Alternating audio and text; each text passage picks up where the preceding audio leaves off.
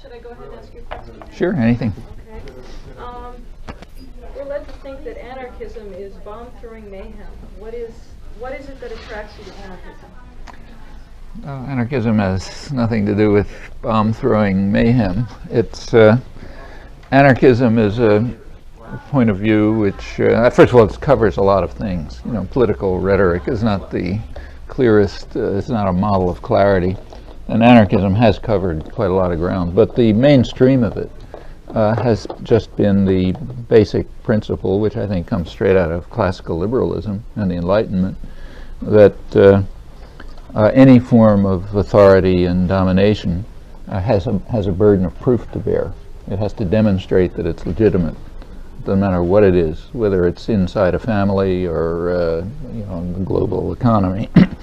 If it is a form of authority and domination and coercion, it has to show that it's legitimate. If it can demonstrate it's legitimate, and it's a heavy burden to bear. If it shows that it's legitimate, okay. If not, it ought to be dismantled. That's anarchism. Okay. Now, what is considered legitimate authority? It's the task of those who have the authority to demonstrate that. So, for example, if I'm taking a walk with my granddaughter, and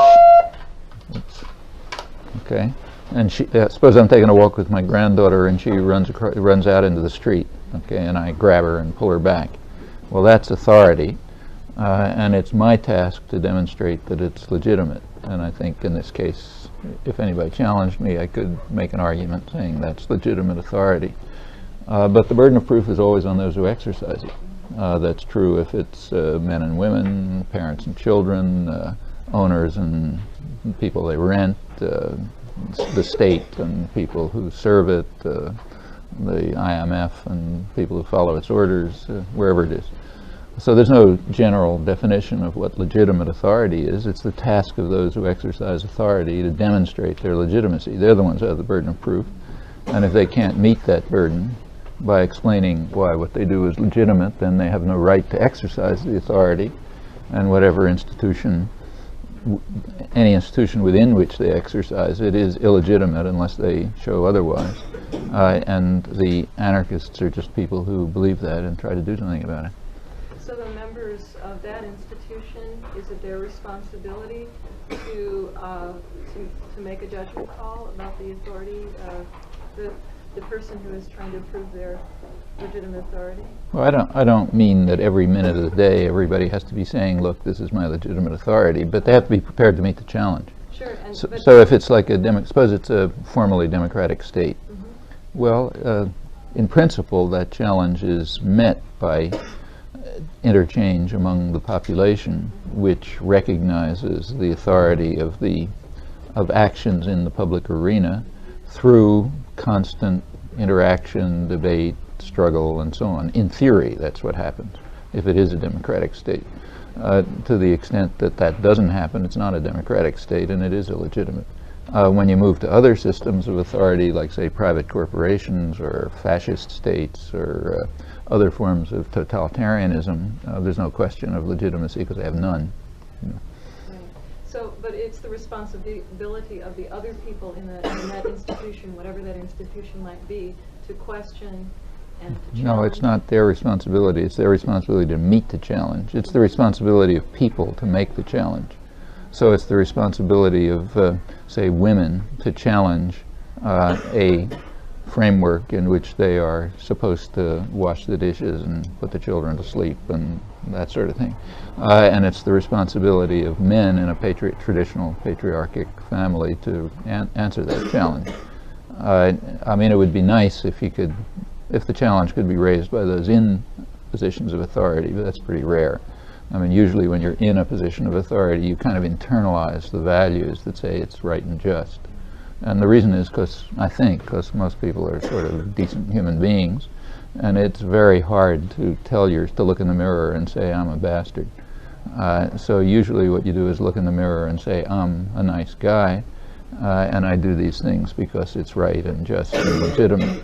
And that's pretty standard, you know. I mean, everybody knows that from their own experience. We don't have to go into it. That's what people are like. And therefore the responsibility of raising the challenge is typically in the hands of those who recognize that they have a subordinate status. It's very hard to recognize that. I mean, people live, for millennia, without recognizing that they are being subordinated in systems of power. I mean, that's true of women, for example. Or slaves. I mean, most slave societies were accepted by the slaves as legitimate and, in fact, necessary. A large part, and the same is true of, for example, people who have jobs today in our society.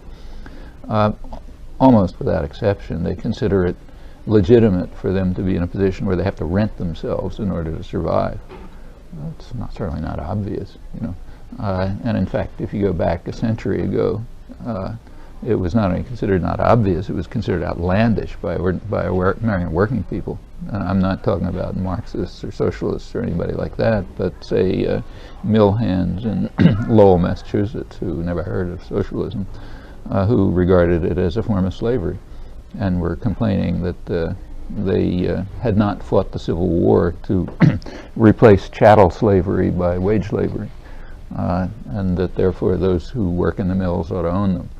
Because that's the Republican rights that we won in the American Revolution, and so on and so forth. So, it's not obvious. But by now, I think enough indoctrination and propaganda and so on has taken place, so people do regard that form of subordination to external authority as legitimate. Whether they should is another question. But the fact is they do, just as for most of history, women have accepted a subordinate role as correct and proper and so on, and slaves did, and people living in, say, feudal societies. In a feudal society, people had a place, some kind of role, and quite typically the societies were stable because people regarded those structures as legitimate. The same is true of religious structures, and I mean, throughout human life, there's a whole variety of systems of authority and oppression and domination and so on, which are usually accepted as legitimate by the people subordinated to them. When they don't, you have struggles and revolutions and sometimes changes and sometimes brutality and so on. As far as I understand it, anarchists are just people who take this seriously.